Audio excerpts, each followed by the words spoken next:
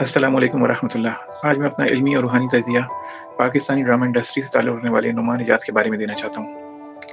ان کے لیے سال 2003، 2004 اور 2005 اچھے سال تھے، تاہم اس میں انہیں کئی ایسے معاملات تھے، اس میں کافی محنت بھی کرنی تھی اور ان کے لیے مواقع بھی موجود تھے، تاہم ان کے ارد گرد کچھ ایسے لوگ بھی تھے جو ان کا وقت ضائع کروا سکتے تھے۔ خاص طور پر سن 2004 ان کے لیے بہت اچھا سال تھا۔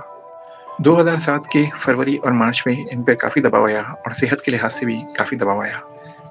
مالی لحاظ سے اور کچھ ان کے اپنے کام کے لحاظ سے کچھ معاملات الجھے رہے، جس کی وجہ سے ان کو کچھ پریشانی کا سامنا کرنا پڑا۔ 2008 اور 2009 ان کے لیے اچھے سال تھے، تاہم اس درمیان میں ان کی طبیعت میں ڈپریشن اور غصے میں اضافہ بھی ہوا۔ 2010 اور 2011 وہ سال تھے جس میں انہیں کچھ اہم فیصلے لینے تھے اور اپنی زندگی کو ایک نیا رخ دینا تھا، اور وہ اس طرف انہیں جانا بہتر بھی تھا۔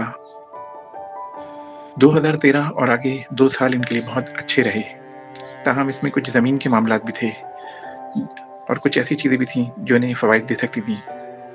ضد ان کے لیے بہت زیادہ نقصان دہ ہے، ان کی طبیعت میں ضد کا عنصر موجود ہے، تاہم یہ جو محنت کرتے ہیں، جو کوشش کرتے ہیں، اس کے حساب سے منصوبہ بندی کرتے ہیں تو وہ کافی حد تک کامیاب رہتی ہے، جیسا کہ 2014 میں ہوا۔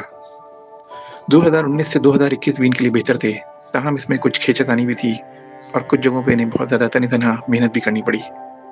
میں یہاں پہ کوئی بھی ذاتی معاملہ نہیں بتا رہا، نہ ڈسکس کر رہا ہوں، صرف عمومی معاملات پہ بات کر رہا ہوں۔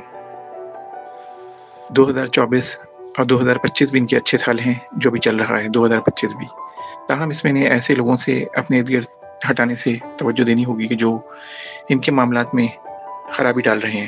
کچھ ایسے لوگ ہیں جو ان کی عادات و اطوار پہ منفی اثرات ڈالنے کی کوشش کر رہے ہیں۔ اگلے 2 سال یعنی کہ 26-27 میں ان کو اپنی صحت پہ خاص توجہ دینی ہوگی اور مالی معاملات میں جو ان پر دباؤ موجود ہے اس سے بھی انہیں بچنا ہوگا۔ ان پر کئی دفعہ کچھ دباؤ آتا ہے جو کچھ مخصوص اوقات میں آتا ہے، خاص طور سے بعد اثر۔ کچھ معاملات ایسے ہیں ان کے جس میں انہیں کافی چیزیں برداشت کرنی پڑتی ہیں، تاہم ان میں برداشت کا مادہ ہے کافی۔ 2026 کے اپریل سے جولائی کے درمیان ایک پروجیکٹ ہوگا جسے انہیں دیکھ بھال کے سلیکٹ کرنا ہوگا۔ کچھ ایسے پروجیکٹ ہیں جو ان کو فائدہ دیں گے، کچھ ایسے ہیں جو ان کے لیے تھوڑا پریشانی کا باعث بن سکتے ہیں۔